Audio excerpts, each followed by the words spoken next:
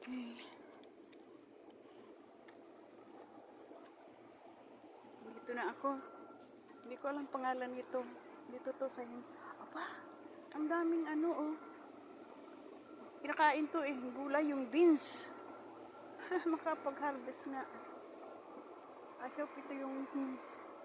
Ay.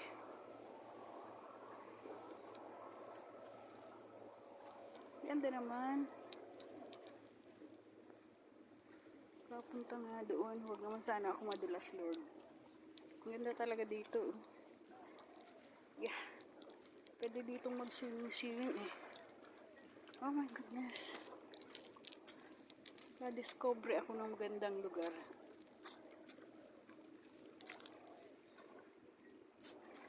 Ano kaya yung lugar na yun? Alam ko yun, ano yun eh, yung lugar na yun, ano yun eh, sa Canada Bay.